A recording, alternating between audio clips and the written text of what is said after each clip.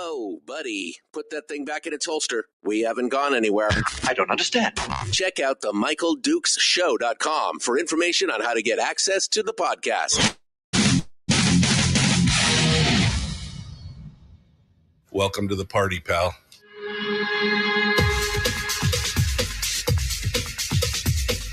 The Michael Dukes Show. The greed and the entitlement is astounding to me. What more could you want from a low-budget radio program? This is a dumpster fire. That was just BS. It is time to get a new perspective. We know just what you need, and we've got just the cure. Open wide and prepare for a steaming hot cup of freedom. I just don't fathom it. The Michael Dukes Show, streaming live across the world. Yep, live around the world on the internet at MichaelDukesShow.com and across the state of Alaska on this, your favorite radio station and or FM translator. Hello and good morning. Welcome to it. It is Monday. Yay. I'm sorry. Was that good morning? Hi, how are you? You guys ready to go? It is that most beautiful day of the week, Monday, where we get a chance to tackle all the good stuff that's going to be coming down this week. We appreciate you guys coming on board and joining us this morning. We are ready to go. We are ready to go. It's just another beautiful day here in paradise. A blistering, 25 degrees, something like that right now. It's just, it's lovely. It's 27 degrees. All right. So we are ready to go. It's a whole different week than it was just a couple weeks ago. And I'm happy to say that we are here and here with you and ready to rock and roll for this week. Not snowy here. Apparently they got some snow down on the peninsula, but things are just kind of mellow here. So I'm loving it. Not too hot, not too cold, just right? That's what we're looking for. On today's program, we've got lots of stuff to go over. In hour 2, we'll be joined by State Representative Ben Carpenter, who will come on board and talk with us about what he's seeing in the legislature and everything that's happening there. We'll be talking with him about that here in just a bit, and we'll get some unadulterated, insight to what's happening down here, down there in Juneau during the session as we go through here. Let's see. What are we doing this hour? Well, we've got some headlines we're going to go over. We're going to talk about. I have some commentary, which is my normal thing. I got some things to say, and we'll see where you guys fall on this scale and spectrum. I've gone ahead and I've opened up the phone lines, just because. So we'll let the phones run, and we'll open those up and see what you guys have to say. 907-433-3150, 907-433-3150 is the number to call if you want to sound off on anything this morning. We'd love to hear what you guys have to say on this beautiful Monday. We'll get to it, and we'll get things ready to rock and roll. All right. So what do I have to talk about today? Well, there's some good news. There's some bad news. There's some interesting news. First and foremost, I guess we should lead off with this one. This is kind of weird. The Department of Health, the state of Alaska Department of Health, says that a man on the Kenai Peninsula died back in January from complications due to a viral infection called Alaska pox. I mean, this is a real thing. It's Alaska pox. The CDC confirmed the presence of Alaska pox in the man. Now, this is a virus that was first discovered over 8 years ago in a woman by a Fairbanks doctor. Now, treatment of the virus improved his symptoms temporarily, but according to KTUU and a state bulletin, he later exhibited delayed wound healing, malnutrition, acute renal failure, and respiratory failure. He died late in January of this year. In an interview with KTVF in December, Fairbanks Dr. Zachary Worrell says the CDC identified the virus as a novel orthopox virus and noted humans with pets could be at greater risk of infection. Several of the patients who have had Alaska pox in the past have had pet cats. So one thought is that the cats may be the intermediary. If they're catching small rodents or mammals themselves, they could pick up the virus and then pass it on to their human owners. Since 2015, though, just again, before you start panicking and slapping the masks on and looking for a jab or something, there has only been a total of 7 confirmed infections, according to the state bulletin. So in 9 years, they've had 7 total infections. The bulletin notes that the man reportedly was looking after a stray cat and also came into contact with small mammals while living alone in a wooded area. They collected mucal swabs from the cat and serum swabs, and they were all negative. But it's obviously wash your hands. That's all I'm saying. Wash your hands. And be careful. Don't pick up dead animals and stuff like that. I don't know. So anyway, it's just, it's not the end of the world. It's not a panic-inducing moment, but please be cautious out there. That's all I'm saying right now. Alaska. I hadn't even heard of this. Alaska pox. High winds in the south central area, 35 to 50 miles an hour with gusts up to 75 miles an hour today, all the way up to noon on Tuesday. So we're expecting this to be a blustery day, and we'll see what happens there. But that's kind of the weather headlines from around. It's the only place in the state where they've got a weather advisory right now. So you can keep that and keep that under your hat and know what you're expecting here in the next little bit. Aggressive moose have been reported on the rise in South Central. I can speak to this myself personally. We've got these moose that like to hang out around the house. We live out in a cul-de-sac on the side of a hill, and they like to bed down like right in the backyard. And so we've always got to watch if we let the dogs out in the backyard, what's going on. And Terry witnessed the moose down on the road out in front of the house coming down to the end of the road here. And she said the other day, the little moose were like slapping the pavement or, the road in front of them and like charging at dogs and stuff like that. So this always happens. It always near the end of the year, usually though, is when that normally happens. But this year, since we've had such a tremendous amount of snow, they're basically burning more and more energy just trying to go from tree to tree to tree because they're dealing with snow sometimes up to their chests. And it makes them a little ornery. I mean, just a little angry sometimes. January, though, and February is a little bit early for this to be happening. Of course, we have a prime example of this. Troopers last week had to put down an animal after it trampled a teenage girl. She was on her way out, I guess, to the school bus stop is the way I was reading it. And she was trampled by the moose, brought to a hospital for what turned out to be minor injuries. But the fish and fur guys went out, tracked the moose down, and it was acting aggressively when the troopers got there and showed signs of malnourishment. So they had to put it down. And it's just be cautious when you go out there.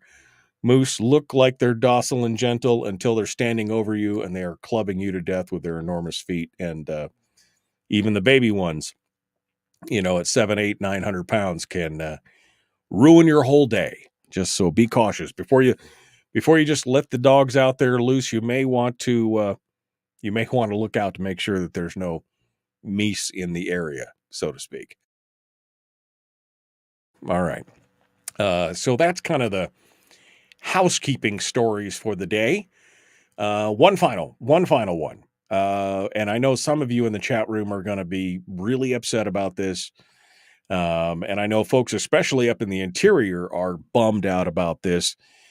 It was announced on Saturday that the one of the longest Alaskan-held snow machining traditions, Arctic Man, will not be taking place in 2024.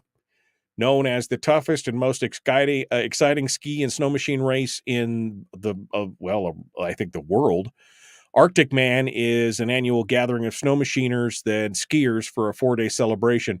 It resembles it's like a block party, man. If you've ever been down to Summit and to Arctic Man, you understand. I mean, it is a wild, wild party where they get out there and they snow machine and they drag skiers behind snow machines at high speed. And it's something to watch for sure.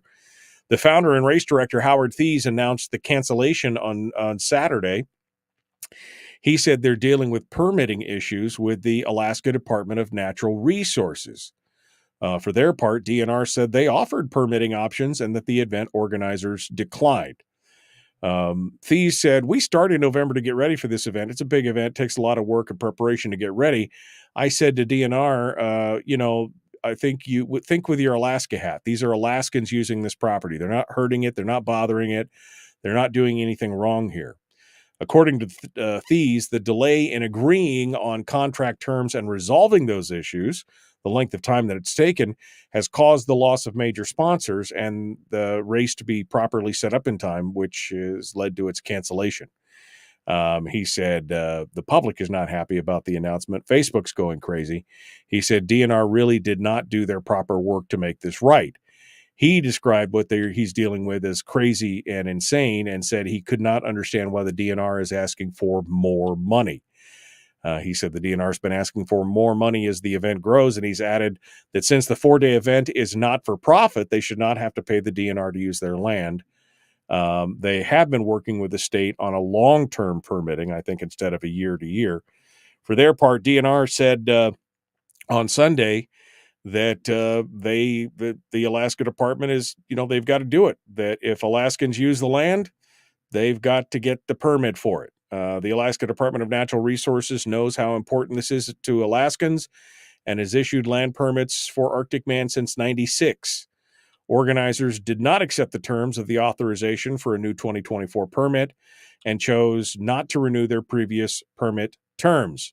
They said they've also offered Arctic Man a permit renewal for 5 years beginning in 2025 and is standing by to authorize when sponsorships are secured and Arctic Man is ready to move forward.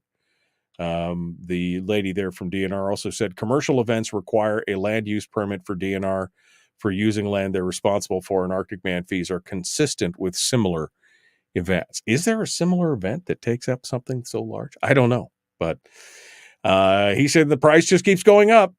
So that's a big deal. That's a really big deal. It would be interesting to get some insider baseball on that to see exactly what's going on there. I love snow machining. I've only ever been through Arctic Man one time, but I know there's a lot of people that look forward to that as kind of their whole spring break thing.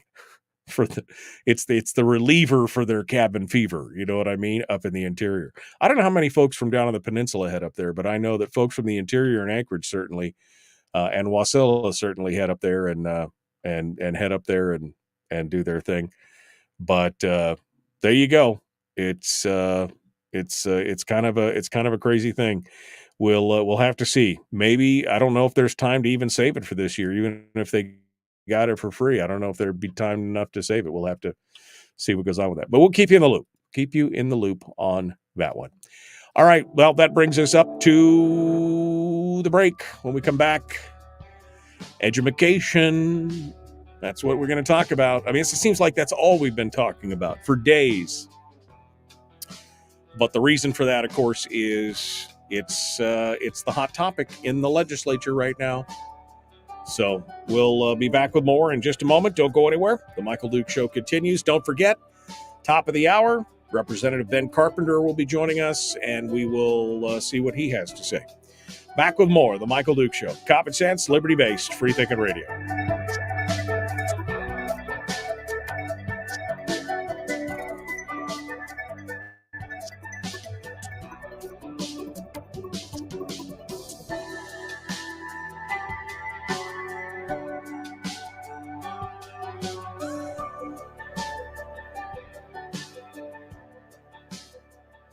If you missed the show, you can listen to it on your time with Dukes On Demand. Oh, and it's free. Like America used to be. Streaming live every weekday morning on Facebook Live and MichaelDukesShow.com.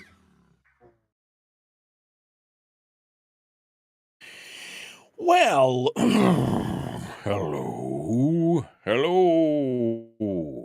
You guys ready to go? A wee bit of snow. We had a wee bit of snow in Kasilof. A wee bit of snow. Good morning. How are you guys doing? You ready to... Jeremy says, makes me glad I was never a cat person over the Alaska box. I mean, I'm not really a cat person myself for the most part. Unless your cat thinks it's a dog. We did own when I was younger, my parents, we had a cat that thought it was a dog. That cat was pretty cool. Does Texas have their own disease? It's called open borders. Hope everybody had a good weekend. They do have a Lone Star tick, which is true. They do have a Lone Star tick, and the Lone Star tick has been found now in so many states. I have questions about that. For sure. Melody says she's driving her kiddo to the end of the driveway. They have a local moose hanging out in their area. Yeah, no, but I will tell you, man, nothing increases the pucker factor more than seeing a big mama moose with two little babies, and you're out on foot somewhere, and you're like, yeah, you do not want to be out there for sure. Rick said they changed the permit. They said they didn't. He said that they've increased the price. So, I mean, who knows? You're dealing with government. My default position on those kind of things is to believe what Howard has to say on that. I've known Howard for years. I have questions.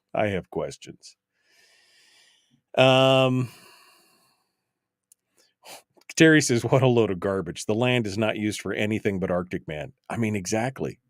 I mean, that's, it's not like you're getting a whole lot of use out of that land out there, and it's covered by 6 feet of snow. It's not like you're going to do any real damage out there. I don't, but everybody wants their pound of flesh. State's got to hold out its hand. So if you want to do what you want to do, you got to pay the piper, pay the toll. I mean, that's just, they did a reality cop-based show out of there. Yeah, they did Alaska State Troopers for the History Channel or whatever. I know they did an episode out there. Good morning.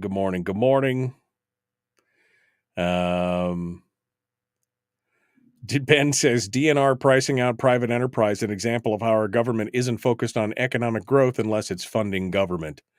Yeah. Did you see? I did not see this. Jason said, did you see the video of the moose at the Costco on DeBar in Anchorage eating food out of a cart? I did not. I would have laughed though. It gets really tough. I mean, my officers for my radio stations are in Midtown Anchorage. And I can't tell you how many times this year, probably 5-6 times, I have seen full ass grown moose in the business complex where my stations are, eating off, because they've got ornamental trees running up and down the thing, and they're in there eating the stuff right off the ornamental trees because they got plowed roads to get to the trees. It's crazy. Yeah, I mean, it's just crazy.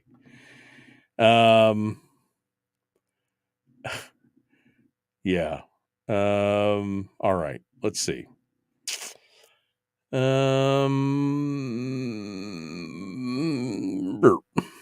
Moose acting like homeless in Anchorage. Alaska DNR says Genie is becoming California. Washington DNR was $50 a day for land use. I mean, that, again, if nobody else is using the land, it's just kind of a protection thing, right? I mean, I don't see the point. I don't see the point. All right, let's get to it. Here we go.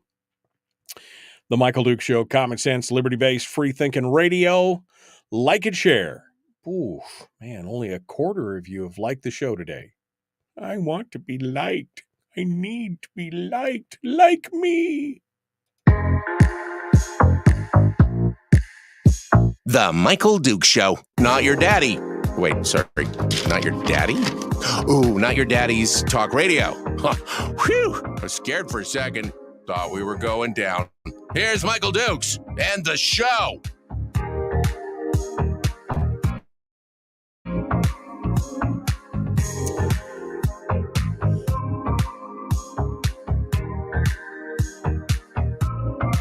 Okay. Let's get back to it here. I got, people, all of a sudden I got text messages and messages and everything else. It's interesting stuff. Let's take a look at what's going on. Thank you. Somebody just, the Moose have gotten so aggressive that they've started eating food out of the Costco shopping carts. There's actually a video at Costco on DeBar down in Anchorage. There's a video of the Moose coming in and starting to poke through the groceries in the shopping cart of a person trying to load their car. She's hiding around the edge of the car, and she's the Moose is poking through her groceries. Look, man, I got plenty of stuff going on. I don't need you to eat my groceries. I got plenty of kids at home eating those groceries. I got plenty of kids eating them groceries. All right, 907-433-3150, 907-433-3150. If you would like to sound off, we'd love to hear what you have to say. Hit us with a phone call here and tell us what your thoughts are on anything that we've hit on so far this morning. I'd love to hear what you have to say. What else we got going on here? Well, in the history of bad ideas, we have yet one more bad idea. The legislators are now considering the first statewide general obligation bond request since 2012. Now, it hasn't been formally introduced yet, but the Dunleavy administration and legislators are discussing the possibility where they borrow the money to, in this case, this would be a borrow money to match state funds. To match federal funds. They'd borrow the money for the state to match federal funds, which again just goes to show you that we just cannot continue to be the Make-A-Wish Foundation. I think that's probably one of the best. I think it's been one of the best quotes out of Dunleavy since he took office. We cannot continue to be a Make-A-Wish Foundation. This is important because what they're talking about matching here is $206 million that was awarded to the Alaska Energy Authority from the Department of Energy, according to James Brooks over at the Alaska Beacon. It's a federal grant, but it's got to be matched by state dollars.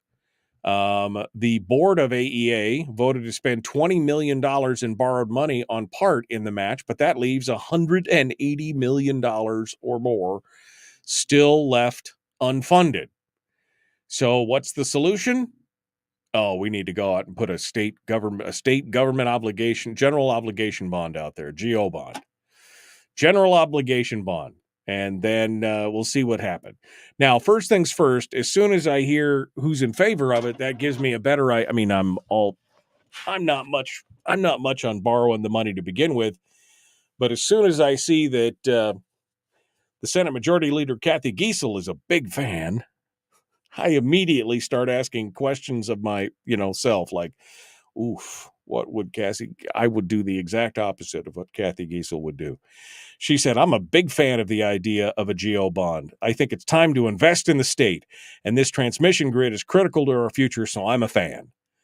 Well, if you're a fan, then why don't we pay for it directly and prioritize that spending over some other stuff instead of just borrowing more money to go? The bond might not be limited to electrical infrastructure, though. See, that's always the problem with the GO bond. We'll get into that here in just a second. Governor Dunleavy's annual proposal has a relatively small capital budget for the budget this year, which pays for construction and renovation projects. Representative Delana Johnson, co-chair of the House Finance, said it's hard to see substantial capital budget without a bond. Again, I mean, I hate to be a broken record. I really hate to be a broken record, but I have to say, why? Why do we continue to have to borrow money? Why can't we prioritize with the money we have? Now, the short answer to that is, well, we want to do everything. We want to do everything, and we'll spend all the dollars we have, and then we'll borrow more. Right? I mean, that just something that you would never do in your own household unless you were, insane and had a financial death wish. But I mean, for government, it's fine. I mean, for government, it's just, it's great. Now, again, no obligation bond has been introduced, but apparently the idea is running around the building down there in Juneau. This week, the members of the House and Senate Finance Committees were presented with a status report on the state's debt load. Historically, the state's policy has been to keep its ratio of general obligation debt service to unrestricted revenue, so how much you have as far as unrestricted revenue and then how much debt service you have to GO bonds, below 5%. And the good news was that as of June 30th, it was 1%, which is the lowest it's been in 10 years. Back in 2017, it was 6%. So they paid some stuff down, which is, again, good. The state's debt manager said the state is planning on a fairly aggressive pay down of the remaining debt over the next 15 years. Remember, these GO bonds are not like, we pay them all off in 5 years or, this is a long-term plan. Now, the biggest obstacle for the bond may be on the political front because you've got to put it in front of voters, but to get it in front of voters, it's got to be approved by the legislature. There are some problems with that as well, because again, as soon as you start seeing somebody getting something, everybody else wants something. AEA's planned electrical grid upgrades would principally benefit South Central. Legislators from other parts of the state have already said that they would want to see local projects included in the bond. Oh, well, I want some of that. Which again is part of the problem with this whole thing is, if they're going to get some, I want some. And Jesse Keel from Juneau, for example, told constituents in a town hall before the start of the session that if his vote is needed for a bond, he'd likely seek a higher price. And if that view is widespread, it could inflate the size of the borrowing. Even Bert Stedman, yes, even our good friend Bert Stedman, that was just BS, has said one of the challenges that we have issuing bonds is controlling the size of the bond package. It may start out at $200 million and may end up at $1 billion. So we need to proceed with a little bit of caution. Could you imagine? We're just going to borrow $1 billion on a general obligation bond, and then we can fund everybody's project. I have never been a fan of borrowing money to pay for government. And I don't even care if it's a school bond thing, if it's a general obligation bond or whatever. I have just never been. If you cannot live within your means, taking the taxpayers' money all the time, but continually growing the size of government, why should we reward that behavior with more borrowing and more opportunities to, to encumber in the case of like a school bond, the property taxpayer on those kind of things. Why should we, I just find it so wrong. We have people in the legislature who just cannot fathom the idea of living within their means, of prioritizing spending with the money that we have on the things that we need. Now, infrastructure is pretty important. Electrical infrastructure, definitely pretty important stuff. I would argue probably on the top of the list when it comes to constitutionally obligated things, right? Infrastructure is a huge deal. So maybe we should start asking questions like, should we be paying for things like, I don't know, childcare when we have a mandate, constitutional mandate to upkeep infrastructure and everything else? Should we be paying for a study on vitamin D? I mean, that's not this year. That happened a few years ago, but it's just an example. We're going to spend $500,000 or $600,000 on a study to see, what Alaskans and vitamin D. Well, I can tell you right now, send me the money and I'll tell you every Alaskan is vitamin D deficient. It's a fact. Do we need to have a study to figure that out? Probably not. But I mean, I'm just a couple things that I just plucked right off the top of my brain there. I mean, why would we borrow money for something that is so fundamental to what the state is required to provide? I mean, this is going to flow right into the whole, thing on education. Again, living within our means. This is a prime example of the secondary part of the politician's disease, which is we can't be out of money. I still have checks in my checkbook. Right? I mean, that's how they act. Just because we all want it and we all come together and we all want our stuff, somehow whatever it is, we're going to pay for it all. And the PFD is going to be gone. And then we'll be looking at taxation. I mean, I don't want to be that guy. Who am I kidding? I love being that guy. You're going to take the PFD and then 24 or 36 months later, you'll see the talking heads, the blah, blah, blah, blah, blah out of Juneau say things like, oh, well, you Alaskans have had a free ride long enough. We really need to pay our fair share. We really need to all pitch in and feel it's going to happen, folks. It's at this point, it is inevitable that that's what's going to happen. And unfortunately, I'm rapidly reaching that conclusion because my show, I had a text the other day when I was talking about the governor, and I was advocating, I was saying that I really liked what the governor had to say, that I was really happy with what the governor, the tone that he took, right? Speaking about, I'm sorry, I'm looking for the actual verbiage because I don't want to screw it up. Here we go. This is from a friend of mine who works in government. And he said, the problem is, I'm looking for, okay, here's what he said. He said, look, I love your show, but your audience does not accurately reflect the electorate in Alaska. Have you seen the legislature that Alaska keeps giving us? He's not wrong. I mean, if you had asked me 10 years ago if my show reflected the electorate, the average electorate in Alaska, I would have said, yeah, probably pretty close. Maybe not exactly, but pretty close to the mainstream. And he's right. We are at this point, we are outliers. Those of us who want smaller, more limited government, who want who want the full PFD, who want government to live within their means.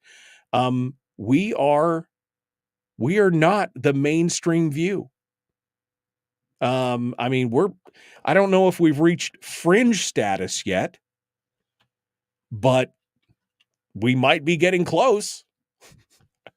I mean, we might be getting close out here. We might be on the edge. which to me is just ironic that somebody who advocates for smaller, more limited government, for a government that lives within its means, that doesn't involve itself in things that it doesn't need to be involved in, like childcare. We're going to get into that here in a second. I'm quite honestly a little shocked that it is not more of a mainstream, or at least slightly mainstream view. But I think it just seems like common sense. It's amazing they call it common. It's so rare. I mean, we're getting fringier by the moment here on this program, right? Because how dare we advocate for, smaller, more limited government? Don't you know that government is the answer to every solution? Or every problem? It's the solution to every problem. It's the answer. Where have you been? It's interesting, to say the least. All right, we got to go. We're going to be back here in just a moment. The Michael Duke Show, common sense, liberty-based, free thinking radio. We'll continue with more right after this.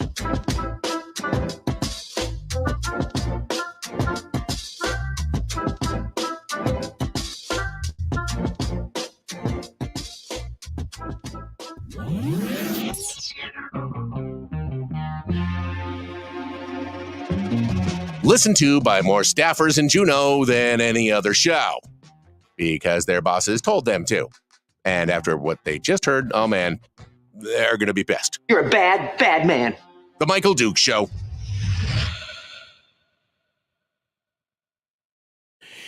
Yeah. Jeannie says, according to the left, we are all right-wing extremists. No, according to the right, we're extremists. Jeannie, that's the worst part. You've got general members of the Republican Party who are saying that we just are being unreasonable. We're being unreasonable to ask questions. We've got legislators from the Valley even who are like, well, you guys are just being unreasonable. I'm just like, what? I mean, what? I mean, that's why, it doesn't matter. Left, right, Democrat, Republican. The question it is then, should there be more government or less government? Should there be more government spending or less government spending? That really should be the one question that you should ask a potential politician, somebody who's running for office. Should we spend more money or less money in the state? I know that's super simplistic. I know that's like, I know. But it's a question, right? It's a question that we should be asking right now. Cindy says, big eye roll for me when I hear the state announce another task force or a study. The Alaska study industry thanks you for your patronage. Jeremy says, no. Jeremy says no to state child care funding. We're going to talk about that next, but yeah. Jeannie says, did we ever get a head count in the schools? No. Nope. Brian quotes my just say no to federal dough. I actually have that t-shirt. I got to go find it. I had them made. I had some made and nobody bought them but me. But that's okay. Just say no to federal dough. Okay. I'm scrolling backwards here. Like and share. Is that a caribou thing? Yes, it's a caribou thing. Like and share. Share the lichen. The moss, the lichen. What he was referring to was when I ask you to like and share the show, which is, well, only a third of you have liked or shared the show today. Only a third. Because why do you hate me? Why? Why do you hate me? Okay, I'm scrolling now. Now I caught up from when I was in here before. Moose at Costco, yada yada yada.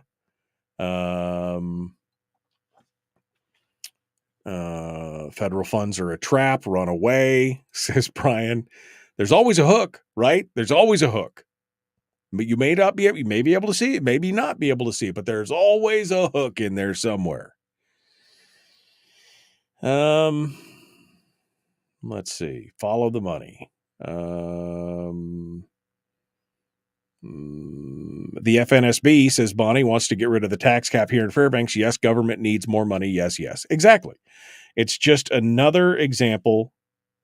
Oh, my God. Somebody from Juneau just sent me a message.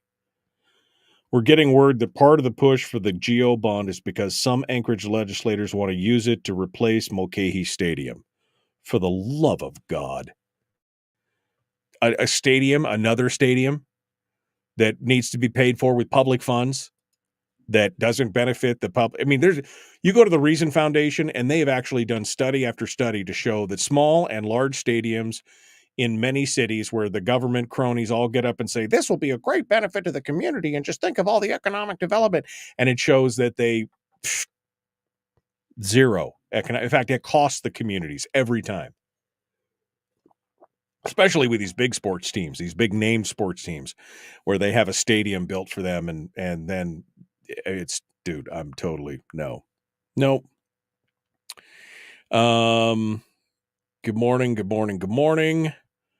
Leslie's almost better. Find out how big Fred is, and I'll buy one for him. Buy one what? I'm sorry. I'm sorry, Brian. That was random for me. My brain was on another thought. Find out how big he is and buy one of what for him. And we need to. We're working on stuff for Fred. I didn't check the Common Sense Corps page all week, or all weekend. I think the last time I looked at it was Wednesday. I got to get better about that, but I'm busy. But we put together a thing for a T-shirt. Okay, we're going to get him a T-shirt. I think we can. I think we can do that. Okay. Thank you, Rick, for keeping me in line with the conversation there. All right. Oh, I'm trying not to lose my cool today. Getting more agitated than I already am. We need a shipping address to send you stuff for Fred. I will post that up in the Common Sense Corps room. It'll be a P.O. box, but we'll ship it all there. How about that? Okay. Yeah, when I lived in Eastern Washington, we had to pay for the Seahawks' new stadium, and it never sunsetted. Yeah, I'm with you on that. 100%. 100%. Let's get to it. Here we go. The Michael Duke Show. Common sense, liberty-based, free-thinking radio.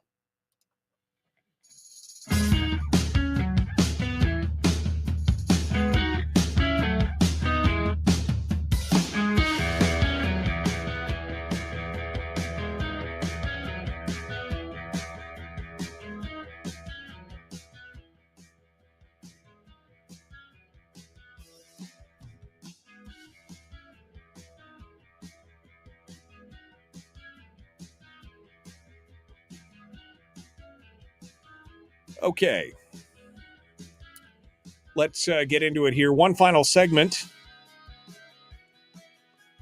before we get to hour two. Ben Carpenter will be joining us in hour two, Representative Ben Carpenter from down on the peninsula.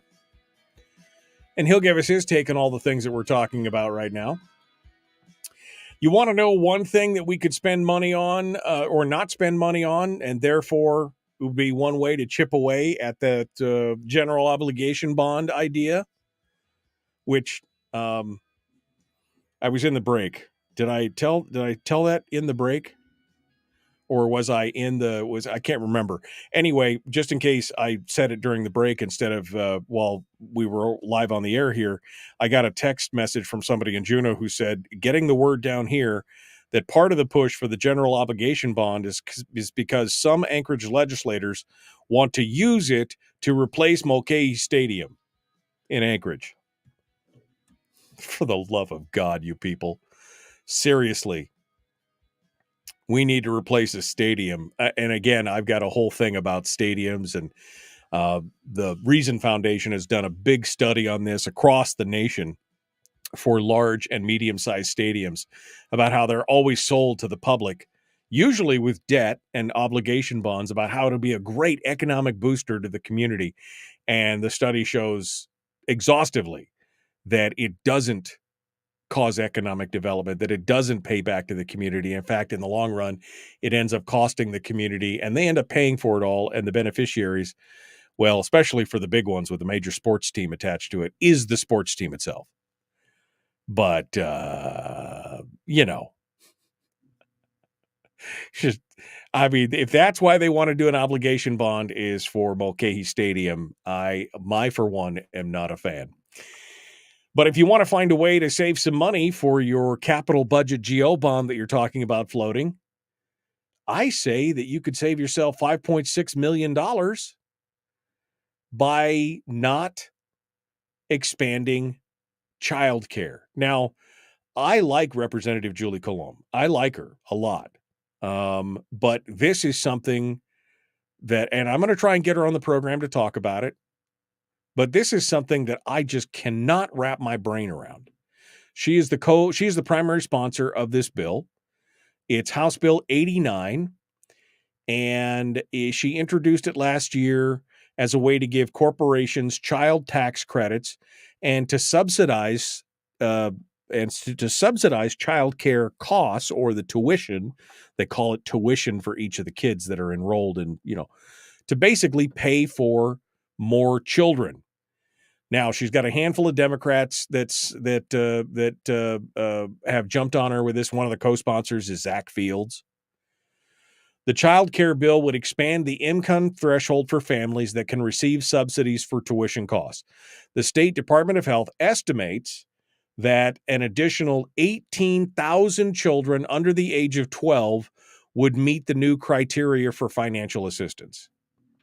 So we got to look to government to make it better and make health, to make the child care more, instead of just getting out of the way. I mean, we talked about this here a few months ago when they were going through, why is it so hard to get child care? And they said, well, have you looked at what it takes to become a certified, licensed, state-approved child care provider, instead of little old Edna who lives down the street from you, who's been happy to watch your kids for, $20 a day or whatever it is for the last, it's insane. I got to tell you, I've never put my kids in childcare. Okay. I mean, it's full disclosure here. I have no dog in this fight. Because quite honestly, I have 5 kids. Do you know how much money I would have had to have made to be able to afford to put 5 kids through daycare? I mean, I think what was the low number? $750 a month or something just for childcare per child? I mean, Jesus, you'd have to make $35,000 or $40,000 a year just for the child care costs for that many kids. So, I mean, I never had to deal with that. But I will tell you that if I had to deal with it, I'm not going to no state-certified, licensed child care. I would find somebody near me, somebody who's retired, who'd be willing to look after my kids for a few bucks a month. Right? I mean, come on. I don't care about what the state wants. So, families who receive the subsidies would have a maximum copay of 7% of their monthly incomes. But just think about that, 7% of your monthly income every month. The federal government currently pays all child care subsidies received by low-income families in the state. Under Colomb's bill, the state anticipated needing $5.6 million per year for the newly eligible children. And it's only going to go up from there.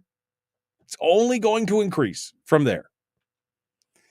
Under HB 89, publicly traded corporations like ConocoPhillips and Walmart would be eligible for dollar tax credits to subsidize their employees' child care costs.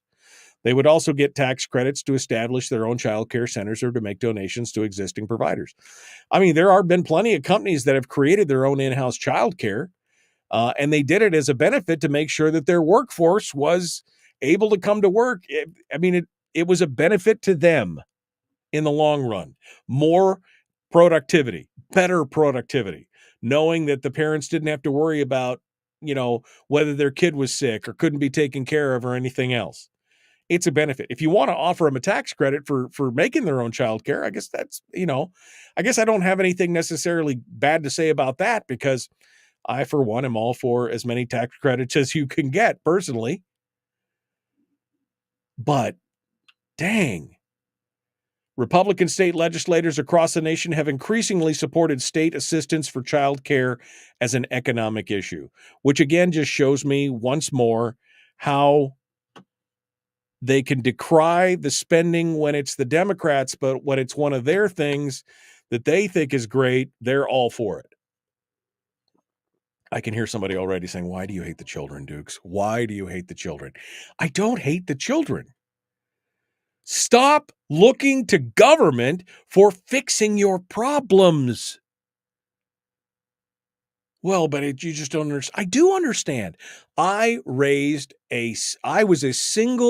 am a single income. I have been a single income household for 32 years. 32 years, 33 years now, a single income household. Now that's a decision you made. Yes, it's a decision I made. But these are the hard things that you got to make those decisions on. If having both of you work, and I don't care which one works and which ones doesn't, don't get twisted about that.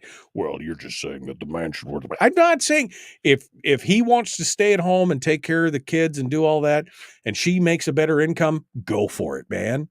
I did a show years ago about if you both worked, what was the actual cost? How much more would you pay in taxes? What would the next tax bracket be? What are your additional costs for both of you working, for wardrobes and vehicles and dinners out and time? And it's almost a wash for many people, unless you're both professionals making six digits. For the most part, it's a wash. It's a wash. If you've got two kids, you're figuring it's going to be $20,000 a year for healthcare, for childcare for a couple kids right off the bat, unless they're making $70,000 or $80,000 a year. That probably doesn't make a lot of sense because it's also pushed you up into a different tax bracket. And the extra, I could do a whole thing on this.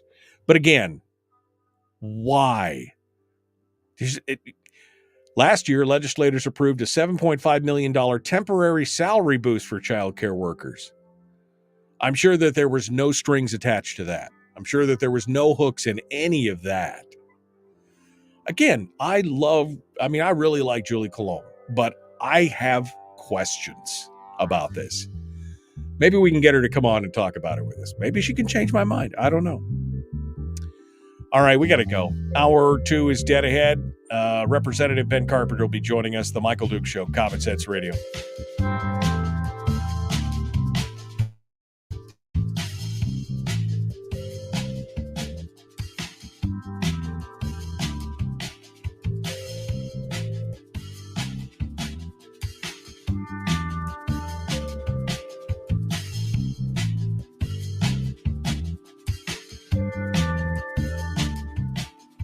Okay, so I got to ask you guys. I got to ask you because I got so chastised for that show. I had people calling up the radio station the one day that I did that show. I literally spent an hour breaking down the cost of having both adults in a household working.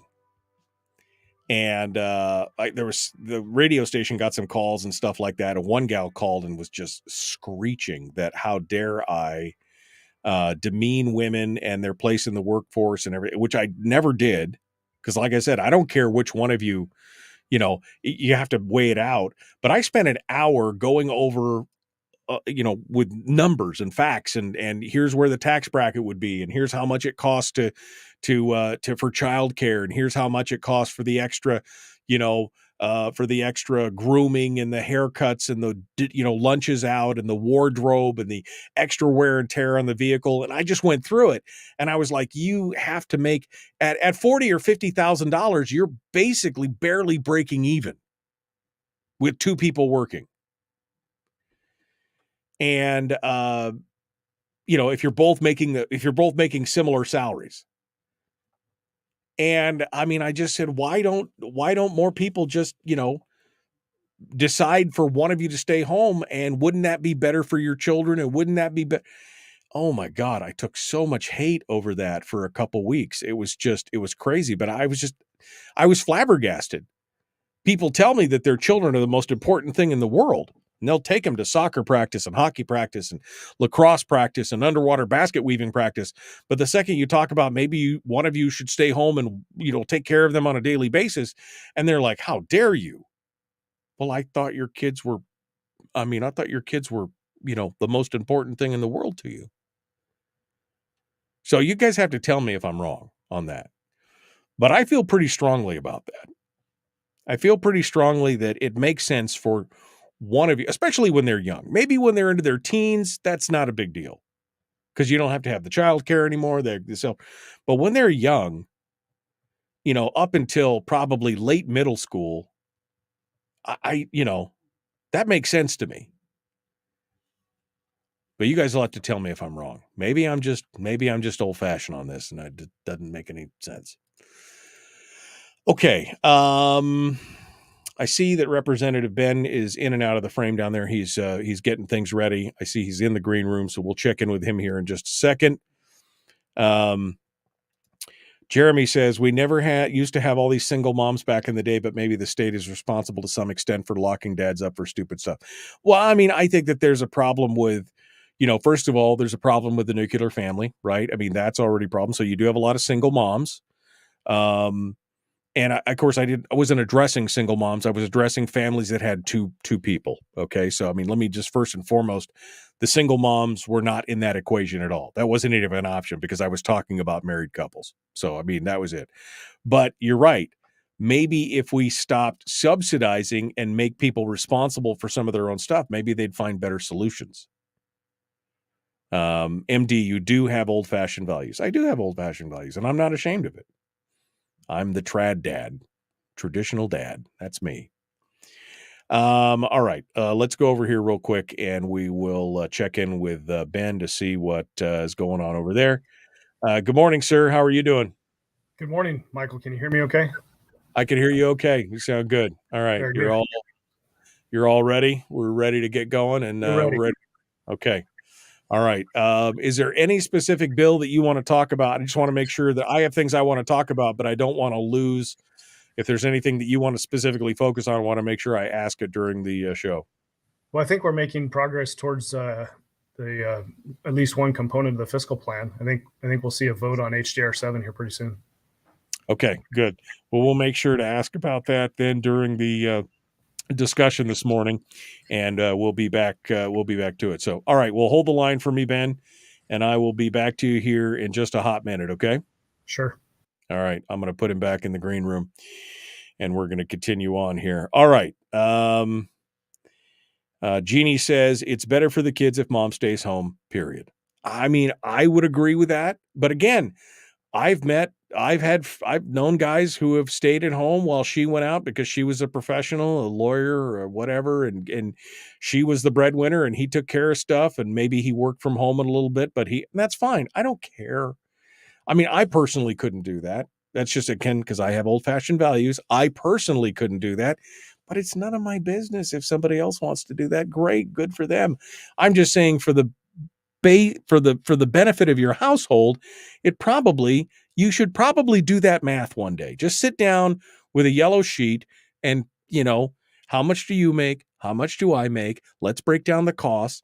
Now, how much of those costs are associated with the fact that both of us work, and how much would that be? And then what tax bracket are we in, and how much more do we pay in taxes, and yada, yada, yada. And how much is that? Oh, she's going to work because you've got a boat payment for a boat that sits in the yard for 7 months out of the year. Maybe maybe you should buy a smaller boat that you can pay cash for. I don't know. There's just so many things. So many things. Representative Carpenter, can you back off the front light just a bit, says Brian. It was a little shiny. It was a little bit shiny. It was there. It's okay. All right. So you guys ready to do this thing? Let's go with it. Hour 2 is dead ahead. The Michael Duke Show continues. Common sense, liberty-based, free-thinking radio. Back with more. Here we go.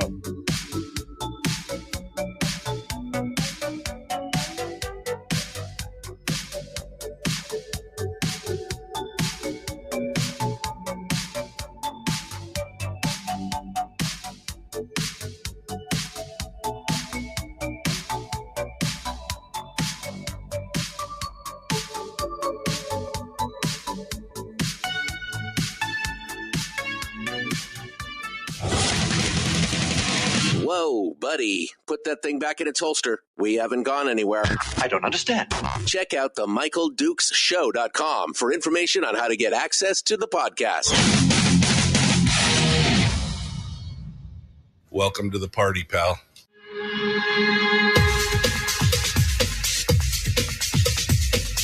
The Michael Dukes Show. The greed and the entitlement is astounding to me. What more could you want from a low-budget radio program? This is a dumpster fire. That was just BS. It is time to get a new perspective. We know just what you need, and we've got just the cure. Open wide and prepare for a steaming hot cup of freedom. I just don't fathom it. The Michael Dukes Show, streaming live across the world. Hi there, ho there, hey there. Welcome to Monday, my friends. It is hour 2 of the big radio broadcast, The Michael Dukes Show, broadcasting across the state of Alaska on this, your favorite radio station and or FM translator. Wherever you are, good morning. Whether it's all the way down on Alaska or all the way up into the interior, up by Fox or wherever. Thanks for coming on board and sharing your morning with us. We appreciate it. Hour 2 of the big radio show today. We just finished up some interesting discussions that I'm sure some people are screaming at the radio about, but we're going to change gears just a little bit because now we're being joined by our friend, Representative Ben Carpenter from down on the peninsula. I can't even remember what his new House district is, but he represents the upper middle peninsula there, and he joins us this morning. We're going to be talking about, well, all the hot things, education, defined benefits, childcare, and maybe a full fiscal plan as well. Representative Ben Carpenter joins us right now. Good morning, sir. How are you? Good morning. I'm doing well. I am trying to get the lighting right. I know I washed everybody out. Yeah, my laptop screen was turned up. I guess that's I know it's like you were staring at the face of the sun for a minute. I was like, wow, that's awesome. Trying to get your somebody said it was your happy light. You're just trying to get that sad thing, away from you, right? Just trying to get my vitamin D light. Yeah, exactly. Vitamin D light. Well, Ben, I appreciate you taking the time to come on with us this morning. I know that you guys are busy down there. You're trying to get lots of stuff done. I know you're having long days. This is the thing you signed up for. And I know you're fighting hard for everything that's going on, but I want to kind of start off here. And I want to tackle the big 3 topics that I just hit on. And then before the end of the show, I definitely want to talk about the full fiscal plan, which you were part of from the Fiscal Policy Working Group, which, just for those of you who have forgotten, that was a group that met 3 years ago now, 3 years ago in the summer.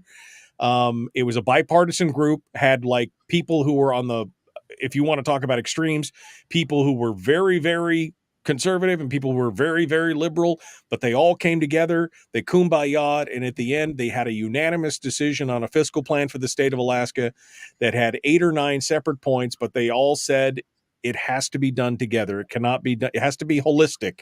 It has to be whole. It can't be bits and pieces. And you have been struggling over the last 3 years to try and spearhead an effort to put that into place. I want to make sure we talk about that in the last segment here today. But before we get there, let's talk about the big issues, Ben. Big 3 things that we're hearing about time and time and time again is, well, there's 4 things, I guess, but the big ones are the school funding, of course, the increase in the BSA. It's got to happen. It's got, hate the children if you're not for it. The second thing is defined benefits, which ostensibly is to help with the teacher shortage and the first responders, but it's going to go everywhere else. The third thing is the energy issue, but the fourth thing is this childcare thing, which in the scheme of things is probably the smallest component of it, but it is also a slippery slope to something that I don't really want to see. So let's get started there. Let's take a crack at it. Dealer's choice. You could start with any of the topics. Tell me what your thoughts are here as we get things rolling. Well, everybody is every session early on is focused on education. And I figure that's probably the appropriate thing to just give an update on and talk about. Well, it's the biggest as far as numbers. It's one of the biggest things. It is the largest line item in our budget.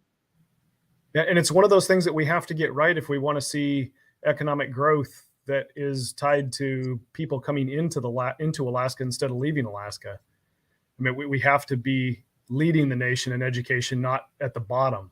Right? This is the problem. We're headed in the wrong trajectory.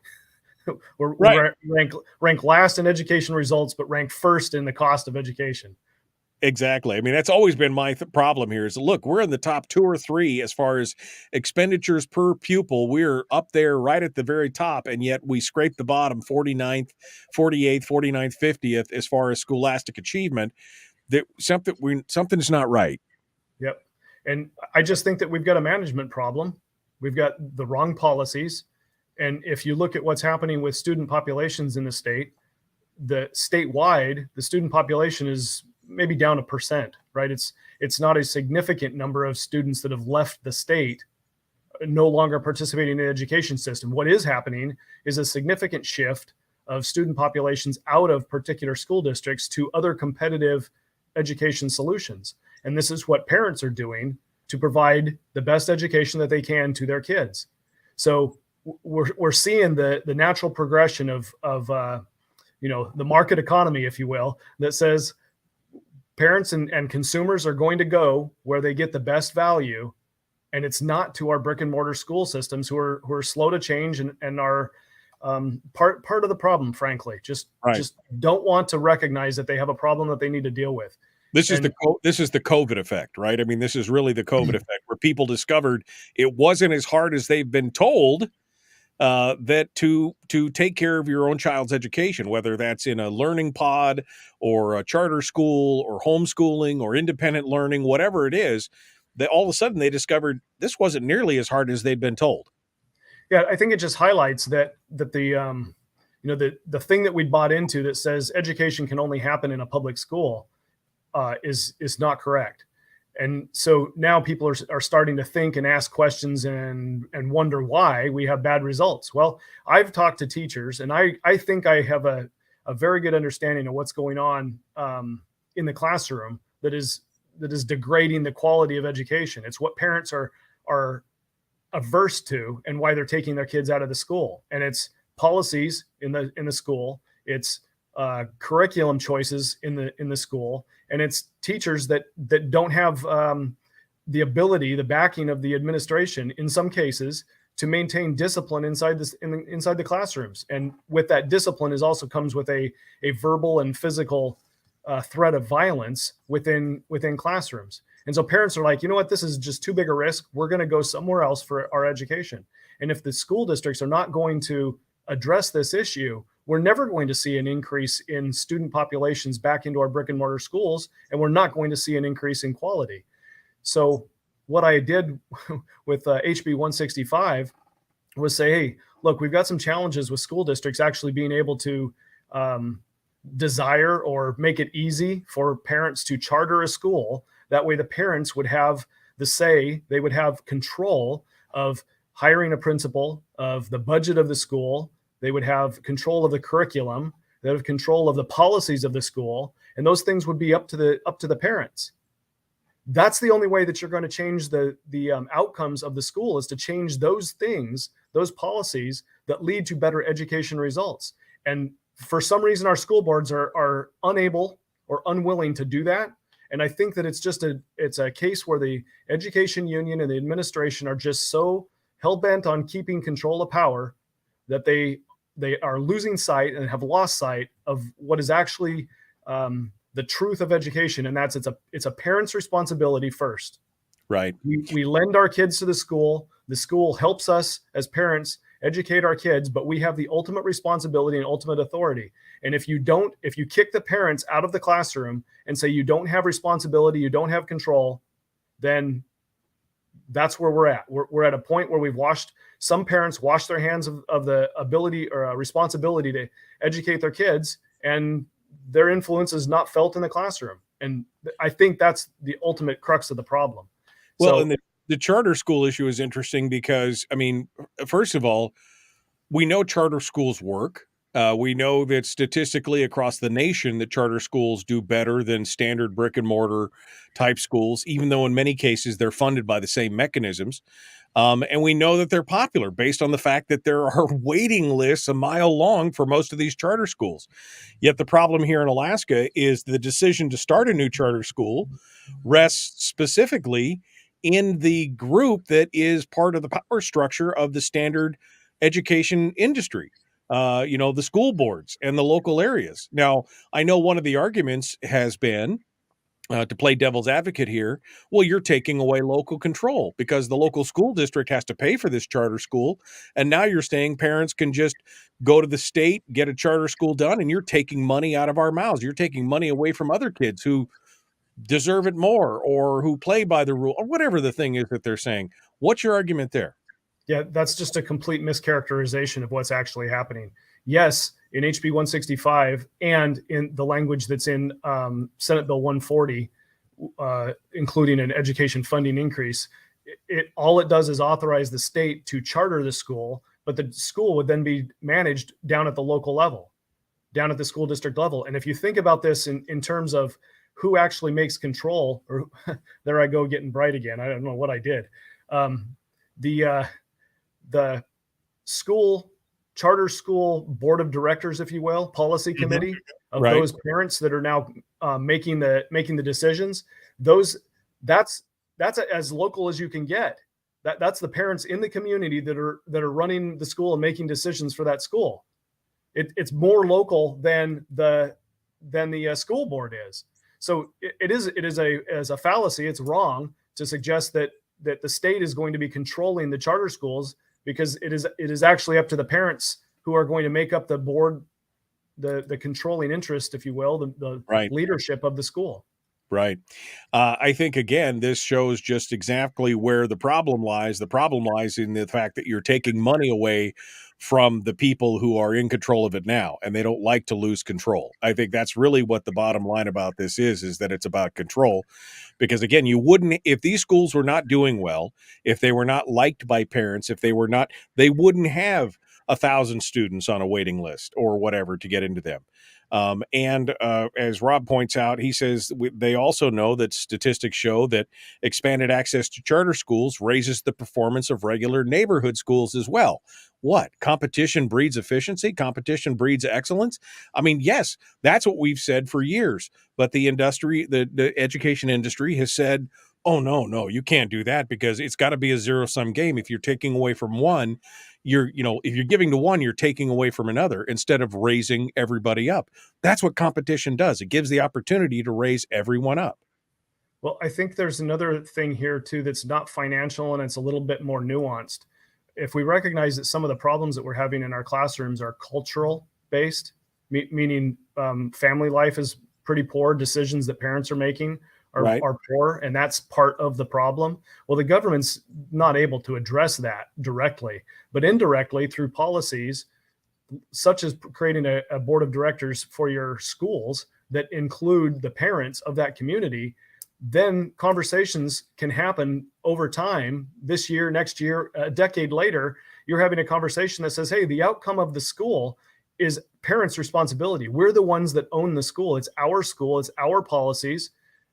And that has a peer pressure effect in your community. So it's breaking the stranglehold of the bureaucracy that has control of the school's policies and vision, right? And until you do that, you're not going to get better results. I mean, we know this from business, right? If you've got a company that's tanked and it's not being very competitive and about ready to go bankrupt, in some cases those companies can be saved. But a larger company comes in with cash and what's the first thing they do, right? They lop off the leadership. They say, hey, you're no longer needed here. We're going to bring in our own leadership with new vision, new ideas, new creativity to right this ship and make it profitable. And that happens regularly. So that's kind of the thinking that's driving my efforts here is not to get rid of the public school system. We just need it better. And it is proven. I mean, the 6 years that I've been here, it's proven that it can't fix itself. Well, I've said it for years that the education system in this state, and really across the nation, but in this state specifically, there's something fundamentally flawed.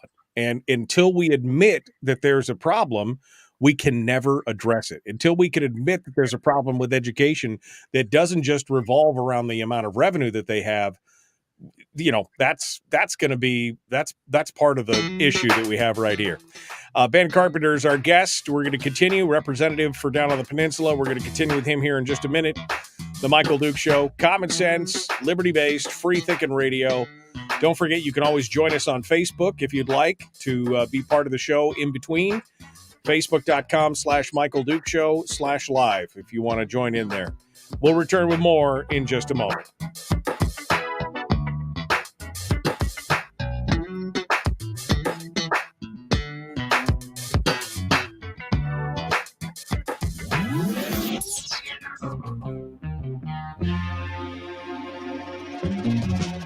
Running on 100% pure beard power. Oh, also some coffee. We dip our beard in coffee. Ha, nice beard. The Michael Duke Show.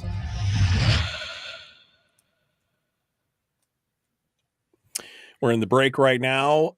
Representative Ben Carpenter is our guest, and we are ready to go. Make sure that you like the show today. If you can, and share it out with people. Maybe we can get more folks involved in the conversation. We've got just under half of the people have liked the show this morning. So feel free to like if you. I mean, I need that validation, man. I need that validation. Anyway, let's continue on. Ben, this is this is really a touchy subject, specifically because the news media in the state of Alaska has really taken up the banner and championed a lot of the talking points that people in the education industry are pushing right now. There's really no deeper analytical thought. Every news story talks about how we haven't funded education, we flat funded it, we haven't seen an increase, with no discussions on the one-time funding, the forward funding, the yearly increases in yearly payments outside of the BSA. Nobody talks about that. Nobody talks about the fact that we've increased the funding for education by over 30% in just the last couple decades. And nobody talks about that. It's all about the flat funding. And it makes it hard to have a conversation if all people are doing is reading what's in the paper and not getting any deeper into the details of it. Yeah, well, I think that it's very disingenuous to talk about state funding when your house is on fire and you're not putting the fire out. If your school district has a declining population of students,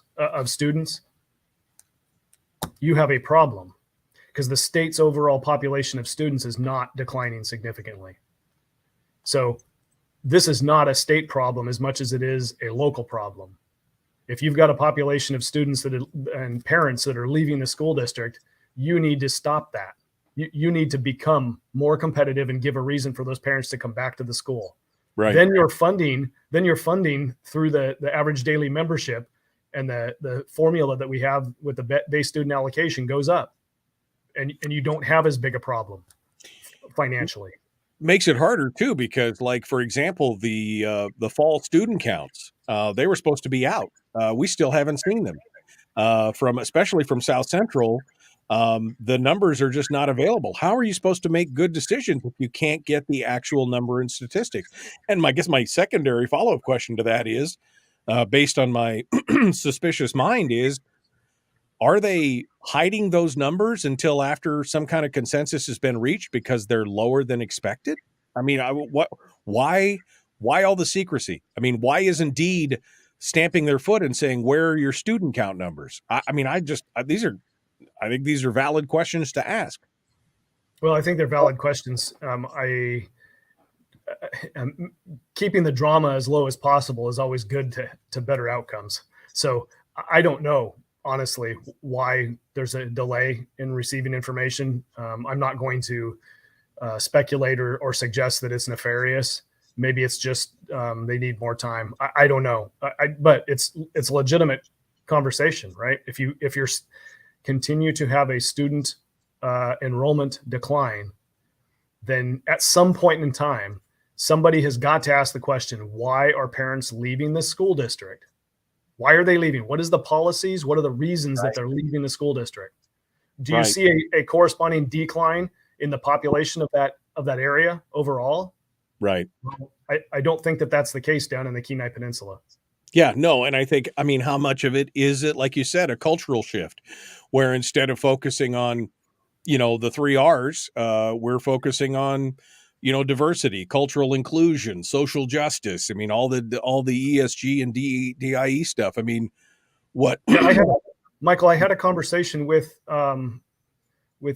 somebody high up in the school district. I'm not going to use their name right at the moment, but I said, if you just take a look at your mission statement for the school district, it says your mission is to give kids a whole bunch of life skills. I said, well, it's a part of those life skills that are your reading, writing, and arithmetic, but there's so much more included in your life skills, right? And that's why parents are leaving, because you can't do reading, writing, and arithmetic very well because you've got all of these other things that are on your plate that you think is your mission. So why don't you change your mission statement to we do education excellent, reading, writing, and arithmetic. All right. Hold on a second here, Ben. We're gonna get back to this here. The Michael Duke Show continues. Common sense, liberty-based, free thinking radio.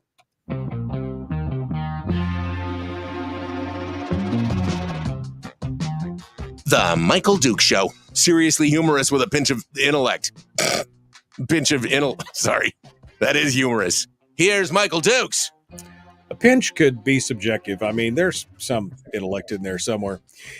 Joining me here this morning is Representative Ben Carpenter. We're finishing up on our discussion in education. And I think we need to make the valid point of, not only was there the COVID effect of people figuring out that they could do for their child, do for their child's education it much easier than they had been told, because it's always the scare tactic of, oh, you're just not qualified to teach your kids and you're not qualified to do this.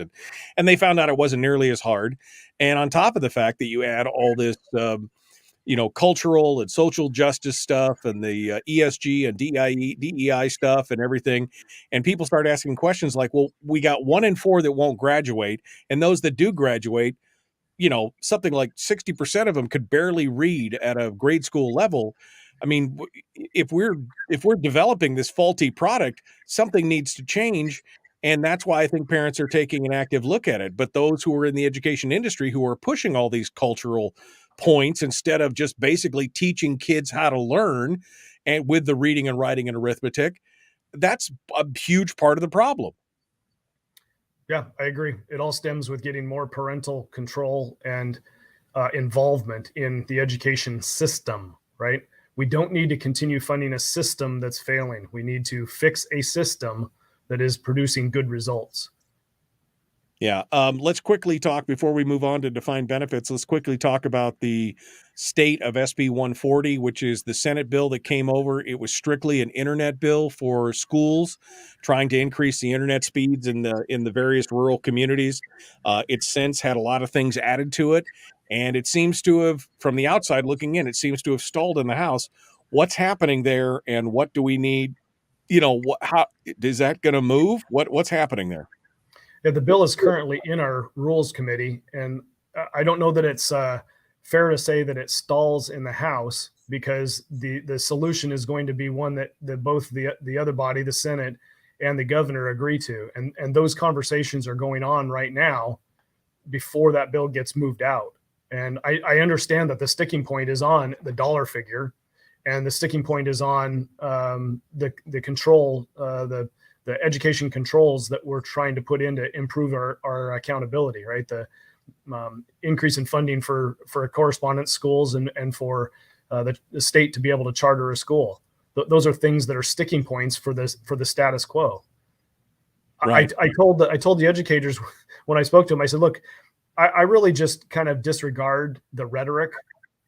Every year there's some message, the sky's falling and schools are going to be closed and pools are going to be closed and teachers are going to get laid off, blah, blah, blah, blah, blah. Right. And all the messaging is just to get what you want. And then once the budget's passed, we figure out a way to make it happen because we're professionals and that's what's going to happen. Right. So we just need to have a conversation about what the appropriate amount of funding is and how we're going to address better results. Right. There's a lot of posturing that goes on around school times and around budget times and everything else. The pink slips going out and all that kind of stuff. And it's really, in a lot of ways, it's theater and it's public pressure through that kind of mechanism. But Michael, I want to say also that this conversation about education funding is a symptom of a larger problem. Really, it's not about education funding. Really, honestly, it's about the lack of a long-term fiscal plan. And what people are witnessing, what we're seeing in our forecasts, is that we're going to continue to spend the earnings from the permanent fund to fund government to the point that there won't be a dividend. So the push for a giant BSA, for a BSA that is completely unreasonable, $1,400 BSA, right? You're talking hundreds of millions of dollars, maybe even $1 billion, right? What's there's not enough money to meet the needs for some of these educators, right? Right. The point is the focus is getting their hooks in and getting as much of that money, the permanent fund earnings, as possible, as early as possible before it's gone, before it's consumed by other functions of government. And that's that's the real problem that's going on behind the scenes here, that's influencing just about everything that we do. Right. It's like a rush to the bank. How can we get the permanent fund earnings in our little portion of it before they run out? Right. How can we get our cut of the pie for the long term before everybody else gets their bite? That's exactly what the underlying current is with all of this. The second biggest issue that we seem to be facing right now is this discussion on defined benefits. Now, we thought this monster was put to bed back in 2006 when they changed from the defined benefits to a defined contribution plan. Now we've got this new bill, which has no fiscal note. Now both members of Senate Finance the co-chairs have voted against it. Yet it continues to move forward. They just they're just, Katie bar the door, damn the torpedoes, full speed ahead. This is what we need. The Reason Foundation came in and talked to them and said, this is, obviously not going to end well. We have no idea what the actual fiscal cost is going to be. Could be anywhere from $200 million a year to up to $1 billion a year for the next 9 years. And nobody really seems to know. And yet we're going to be like, oh, I think this is cost neutral, so I'm going to go ahead and just vote on it and it'll be fine. When we know we still owe $7 billion in unfunded liability to the last defined benefits program that we were running. What are your thoughts on defined benefits and where it's going from here? Well, it is frustrating to see the data that we're using to try to make a decision. Basically, if you create a new defined benefit retirement system in this year, or maybe it takes effect next fiscal year, what you're really saying is all new employees that go in on that year, your goal is to keep them in state government for a career, right? So you're going to have them for 20 or 30 years. Well, we're only looking out for an actuarial out to like 16 years. That's like half a career. So we are not even looking to see what it's going to cost the state at the time that the individual retires. We're just looking halfway. So we're not even looking at the true costs. So, and the other part of this too is the assumptions within the actuarials are saying, hey, you know what? We're going to assume that our status quo of the number of employees, it stays the same, right? But the whole reason that we're trying to put a defined benefits plan in place is to increase recruiting and retention. So you can't have your cake and eat it too. You're going to have a more expensive plan because you're going to increase people, or you're not going to increase people with your plan. So right. Anyway, which was the stated purpose of your plan, right? Exactly. So the reality is that other states are doing away from defined benefits. Corporations have done away with defined benefits because they're just unaffordable in the long term. And we had a very good conversation over the last couple of years talking with Reason Foundation about where our defined contributions, the current retirement system for new employees, where it lines up with national norms. And what we were told is that for our police and firefighters, we are below national norms for employer contributions. So I authored a bill to increase our contributions to police and firefighters to bring them up to a national norm that increases the employer's contribution up to 4%. So they would have a total contribution, including their own, of 30%, which is probably better than you're going to find in any private sector company.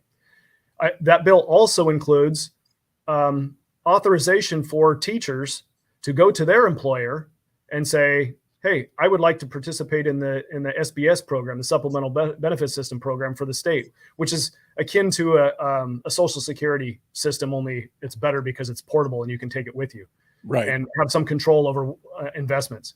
So that would have a cost to local municipalities, but you know what? Private sector don't have an option to say no to paying for Social Security. They have to. Only in the government can we say, you know what, we're not going to pay Social Security for our people. And so I think that's fundamentally wrong.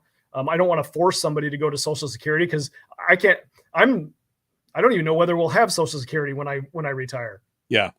But our SBS program is a better option, and this provides one of the things that teachers have complained about is that they've got a retirement system through the state that doesn't include some reliance on Social Security. So this is addressing that issue. There's going to be a price tag associated with that, but that's the cost of doing business for retirement benefits, right? But it's a set price tag. You know what it's going to be. The problem with defined benefits is a healthcare procedure that today may cost $100. You don't know in 30 years, it may cost $500. It may cost $300. It may cost $1,000. You have no way of fixing the cost into the future. You just know that you have to pay no matter what. That's how we ended up $13 billion upside down in the last one. And and Michael, it's not just that I have to pay or you have to pay. It's a future generation that has to pay, and they didn't have a say. They don't have a say. It's just something that they're going to have to pay because we established it. So right. If we're going to have retirement systems for employees, then we should be spending today's dollars on today's employees, not spending future taxpayers' dollars on today's employees. That is ludicrous. Yeah, I would support both bulking up the defined contribution plan to make it competitive with outside markets. I would do that, but a defined benefits plan, that's a non-starter for me for a variety of reasons. But let's move on to my final one that I wanted to talk about real quick before we run out of time, and that is this push by many Republicans as well as Democrats for state-provided childcare, for essentially the state paying for you to take care of your child. Now, I've got a lot of issues with this from a philosophical standpoint, from a fiscal standpoint, from a free market standpoint. What are your thoughts on this potential for the state paying upwards of $6-7 million a year for people's child's care instead of just getting out of the way? Well, it's interesting because Alaskans pride themselves on being independent. And yet at the very foundational level, when we're starting out our families, we're going to rely on a nanny state. I mean, at some point in time, in the past, we have lost our independence streak, and people are focused on being taken care of. And it's frustrating to me because there is a solution in the private sector. And I was a poor college student at one point in time, and our family helped with a family budget by watching other kids. As I went to school, my wife was a daycare provider for several kids and even drop-in care, right? So that's a private sector solution to a problem. There is a possibility. There is an ability of parents who have the means to watch other kids to make a little bit of money for doing a service for other people who need to have their kids watched. And so the state funding that is just it's just another way of saying, hey, you know what? I'm fearful that I can't make it on my own, and we need a state government solution to make it easy for me. And it's the wrong thinking. Right. People need to find the solutions within themselves instead of looking to government. This has been, again, my contention for many years, that we've raged multiple generations where the answer to every problem is government. The solution is government, even though in the long run it ends up hurting us more. And I acknowledge that there are people out there that are having a hard time with childcare, but you need to find another solution. And the question again becomes, does it make sense to continue to have two people working outside the home or finding some other thing, or, finding somebody who can watch your kids where it doesn't cost $1,000 a month or whatever. But I mean, there are solutions. Stop looking to government to fix all this. I couldn't have said it better. That is what it is. And it's not just a local issue. It's also a national issue. I mean, the reason that we have such high inflation right now is 100% a monetary policy of our federal government, who's trying to save the planet, right? Trying to save us from the environment. It's ludicrous. Yeah. We're going to continue here. We've got one final segment dead ahead. Ben Carpenter is our guest. We're going to be talking about long-term fiscal solutions, the Fiscal Policy Working Group, and some of the components that are coming up here in just a moment. We're going to continue in just a moment, right after this. The Michael Dukes Show, Common Sense Radio.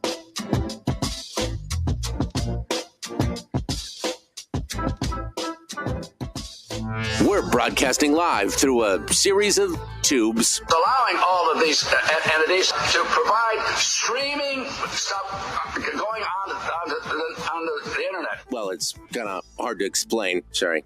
Streaming live every weekday morning on Facebook Live and MichaelDukesShow.com. All right, we're continuing here. Harold said that I misspoke. He said I supported defined benefits, and I think you meant defined. No, what I said was I would support the expansion of defined contributions to match the national level, but that defined benefits were a non-starter for me. So maybe I misspoke or maybe you misheard, but that's definitely, the idea that we can increase our defined contributions to make it more competitive. I'm okay with that, especially since we can figure out what the fixed cost is going to be moving forward versus defined benefits, which is, that's just crazy. All right, Ben, we're going to jump into the discussion on the long-term fiscal plan here. Donna says Representative Carpenter's defined contribution bill, not a defined benefit. If that wasn't clear, I hope it was. I'm just going back here, see what it is. Charter schools simply focus on classrooms and classroom support over all other focus. I would agree with that. That's part of our problem, is that we've gotten so wrapped up, and you could see this in a lot of the testimony, Ben, in front of these different committees. There's a lot of people there from the administrative and the support staff who all want that money. No talk about what's actually going into and that's the thing. I think it's a misnomer. They're misleading people when they talk about BSA. BSA has nothing to do anymore with teaching directly in the classroom. It's all the ancillary support stuff. That's what it's about. We've seen the administrators go up from, 3 teachers to 1 administrator to now it's 3 administrators to 1 teacher. And you wonder why our student scores are cratering. Yeah, there's a lot of lies that are being told and half-truths, which is still a lie to me. Number one, teachers haven't had raises. That's complete bogus, because teachers in their contracts get step raises periodically, regardless of what performance they do. So to say that they don't get raises is a complete nonsense. You don't have to have an increase of funding at state government in order for, like at the budget level discussion, to have teachers have raises. That's baked in to the system that we have. They're going to have raises, and that's why we see perpetual increase in government spending. Right. Well, no, that's baked in, like you said, the step increase. And if you have any way if you try and create some kind of, I remember we did this at the Fairbanks North Star Borough, where we tried to create some meritocratic steps in there, instead of just it being an automatic step increase for time in grade. You were there for so long, so you automatically got a raise. We tried to put some meritocracy stuff in there, and oh man, the pushback was real. Like, we have to produce, we have to actually do better to get a raise. Oh, they were not happy with that. Yeah, we just also remember that a charter school is still a public school. It's still within the school district. It still receives local funding. It still receives state funding. The difference is, for a charter school, in the way that it's managed, who has ownership of the school, who calls the shots, who sets the policies and the procedures and the curriculum, who hires the principal. All of that is done at the local level with parental control, and yeah. That's the way you get to this. But you were talking about long-term fiscal plan, and this is part of it, right? Because if we're gonna make a decision that says we're gonna add another $500 to $900 million into education funding, well, then we're just making the decision that the long-term fiscal plan is to spend 100% of our permanent fund earnings on state government. That's the fiscal plan, and that's the driving force of many people here, is to do just that. Yeah, no, I agree. And we have to have a set fiscal amount. We have to know what to count on to be able to make those plans. And that's part of the problem here, is that we're in the dark on so many things, whether it's student count, whether it's knowing actually what a defined benefits plan is going to cost, et cetera, et cetera. You can't make, Patton said decision making is easy once you have all the facts. And the problem is, we can't make those decisions if we don't have the facts in front of us and don't have an idea of what it's actually going to cost. I mean, it sounds great to, a chicken in every pot, et cetera, et cetera. But as the governor said the other day, which I think is my new favorite quote, is the state cannot be the Make-A-Wish Foundation, which is where we're at right now. I think Patton would also say that you got to be comfortable with making decisions with only 70% of the facts, because you never have all the facts. Well, it's true. It's true. But you got to have some facts at least in front of you to be able to decide that kind of stuff. Yeah. I mean, it's just nutty what's happening here, and the fact that we've got people who consider themselves to be fiscally conservative pushing for things and ideas like this child care bill.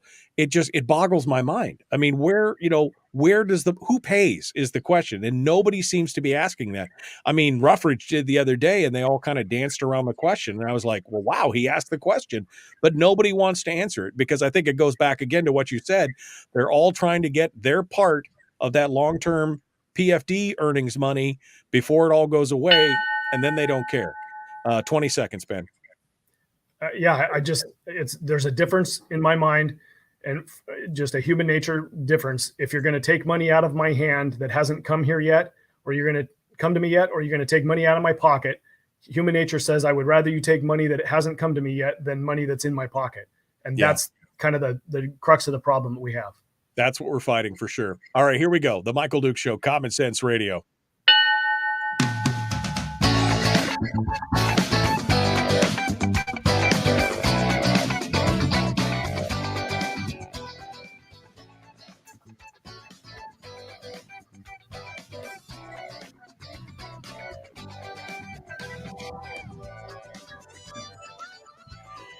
All right, welcome back to the program. We're continuing now. Ben Carpenter is our guest. We're into the third segment. Boy, this is the fastest 2 hours in radio, isn't it?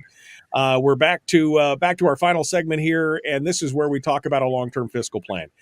We talked about the Fiscal Policy Working Group 3 years ago now.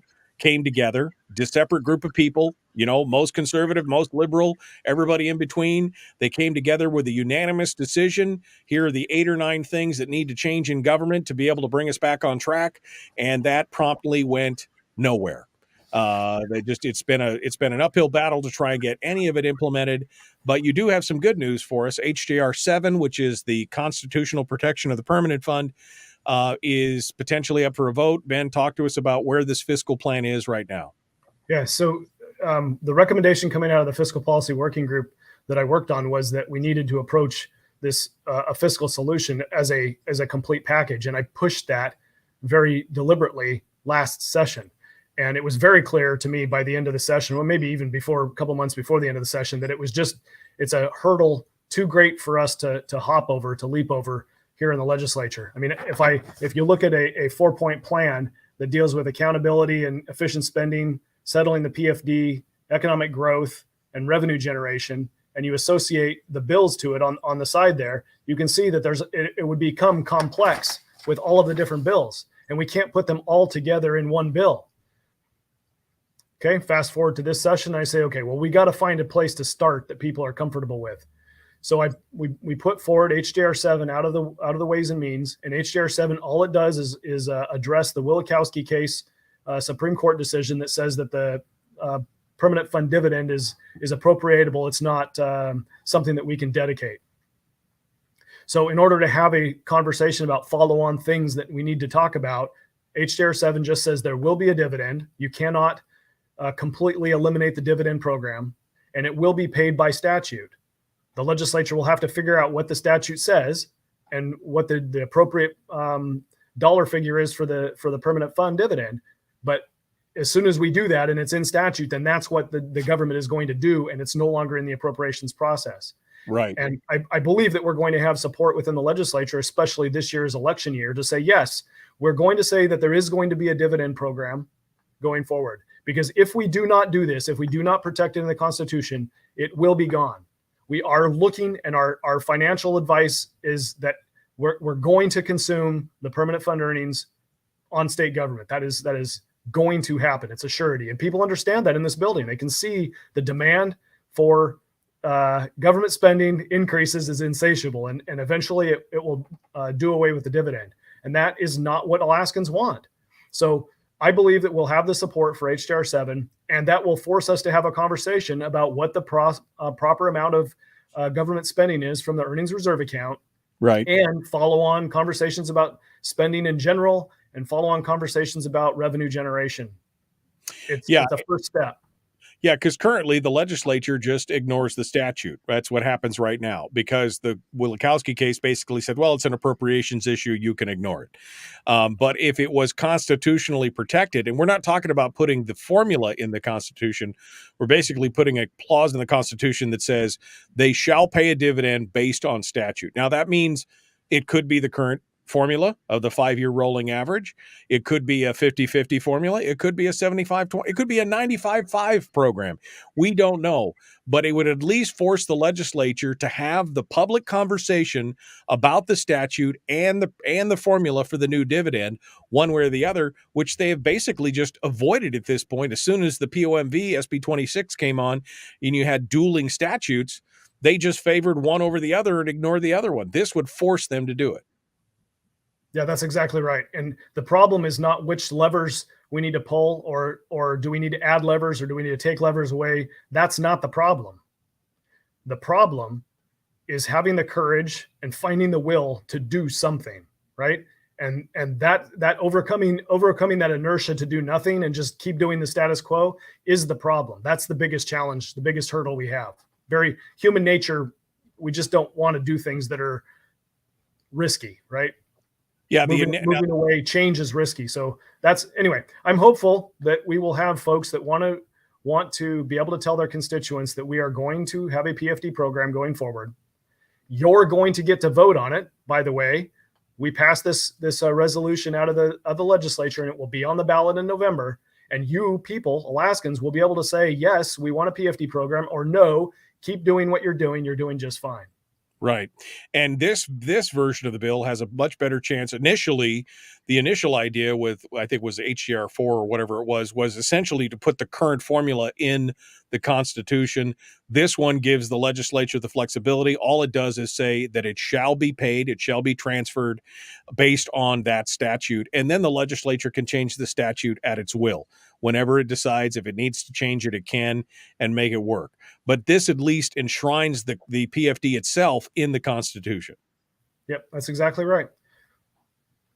What else? What other bills? Because again, this was the warning, Ben, right? You were part of the fiscal policy working group. The warning from the fiscal policy group was, don't try and do just one or two things. You have to do all of these things. As you said, because of the single subject rule, although I think that's stupid, because I think a fiscal plan is all one subject, quite honestly, if you look, from my perspective. But trying to do it one piece at a time, obviously, I mean, last year you guys tried to get a spending cap in, you tried to get some other things in the past, and it's too heavy a lift to do it one piece at a time in that way. Yeah, well, I think one of the other issues that we have that we must address is just the overall cost of government. For our population and our government size, we're just out of balance. We don't need to have the size of government to do basic government functions that other states, per capita are finding less costly ways to do.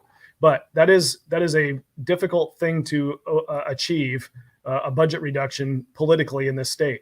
What we really need to focus on are good management policies that drive us to better, lower cost, more efficient government that are maintaining the same services that governments maintain all across the United States.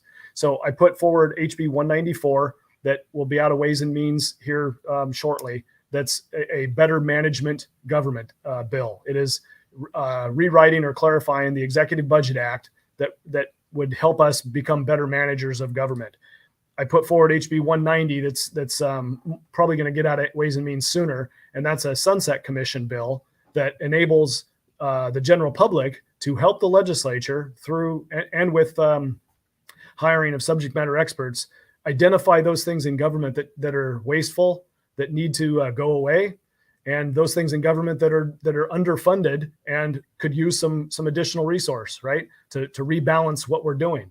So that type of discussion is something that is just deep enough that the legislature doesn't get into. And frankly, the administration doesn't have the bandwidth on a day-to-day basis to get into. So if we want to see some systemic improvement, we need an organization to be looking on systemic improvements. And that helps us get to a more efficient government over time. I agree. Any other bills that are moving forward with pieces or parts of the working group's plan outside of that? No, I'm the only one that's pushing it. I've still got a sales tax bill out there, but people like to poo-poo a sales tax revenue generation. That's another part of the plan. And I'm telling you, you're either going to have a dividend with a tax, or you're going to have no dividend and a tax. That's what's going to happen. Yeah, and I've said that as well. And I think, again, free rides die hard. We'll hear that a lot in the coming years for sure. We've got to pay our own way now because we've gotten a free ride for so long. Last 2 minutes here, Ben. I'll give you the final thoughts for today. Yeah. So if you want a dividend, if you don't want a tax, then you can't be for government spending of health, childcare. You can't keep asking your government to do things that cost money from other people. Yep. Because that's how you end up with a tax. That's how you end up with no dividend. So we as a people culturally have to get back to a more self-sufficient manner, a more disciplined approach to our own lives, and stop demanding that our government do everything for us. Roads, schools, public safety, retirement systems, right? Do we need government to be in the healthcare arena? It's going to be more costly than if it's done in the private sector. We really have to take some really deep thoughts and ask, what are we actually asking our government to do for us, both locally and nationally? But as was pointed out to me by a member of the administration in Juneau here recently, they love the show, but we are the minority viewpoint at this point, which is the truth, because we've been pushing for cuts for years, and there's no interest in the legislature. You've seen it. You've tried to push for a fiscal plan. Unfortunately, it's just, we're fighting an uphill battle here for sure. Representative Ben Carpenter, I appreciate you coming on board and joining with us. Thank you so much for what you do, and we will talk to you again soon. Thank you, Michael, for having me. It was a pleasure. Hold the line for just a sec. Folks, we're out of time. Tomorrow's another day. Brad Keithley, Chris Story, 2 segments with Story tomorrow. We will continue then. Be kind, love one another, live well.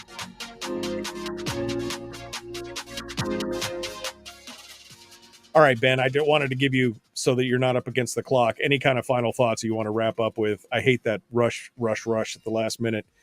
But I mean, I think that's really, it was, I had an interesting conversation with a member of the administration because of my comments on Dunleavy's education speech that he gave last week. I'm like, where has this Mike Dunleavy been? Right. I mean, this is strident. This is good. The comments about the Make-A-Wish Foundation, they were all, I'm like, this is the governor that we need. And it was a long conversation, but the one that really stood out was the fact that I love your show, but you are not the mainstream view. And to which 10 years ago, I would have said we were probably close to the mainstream view, but today I got to agree with him. We're not. What we want on this show is only what a small fraction, it seems like, of Alaskans want, which is a smaller, more limited government that lives within their means, cutting it down to the size and scope that it needs to be able to survive. And we're not fighting a losing battle, but it's definitely an uphill battle. Well, we're going to run into a fiscal cliff here pretty soon, right? There's no getting away. There's no getting around this.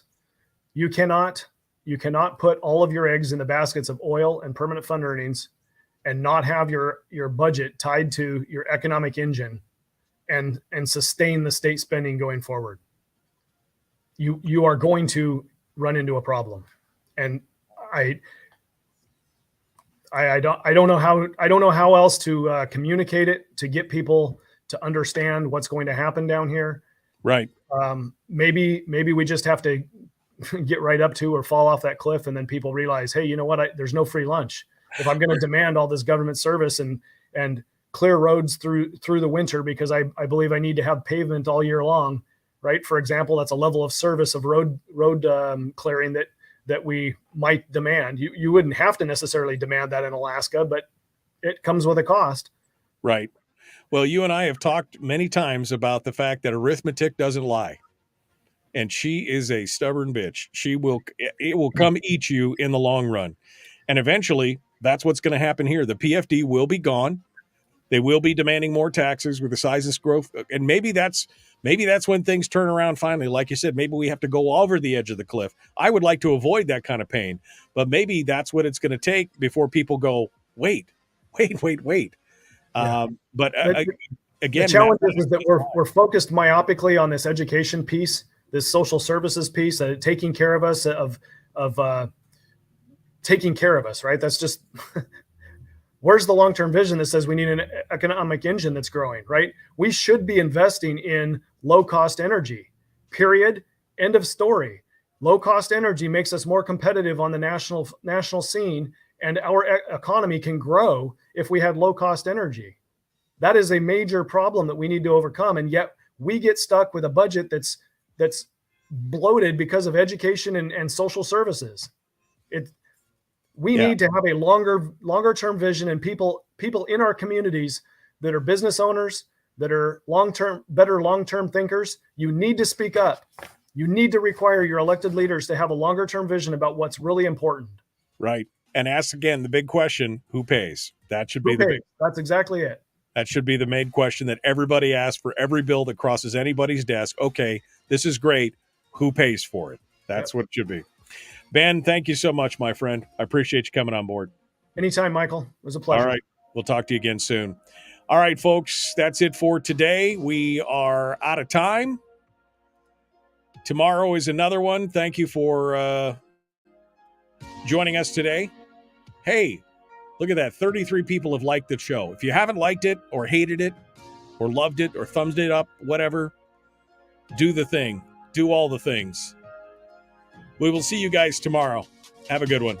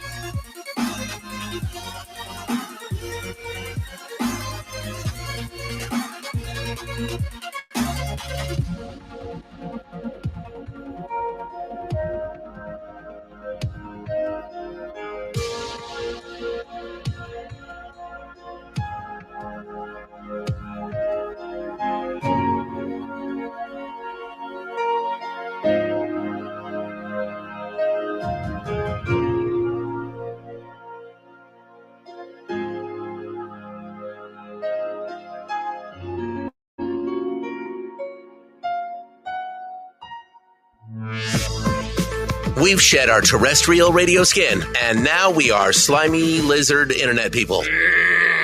It's the Michael Duke Show.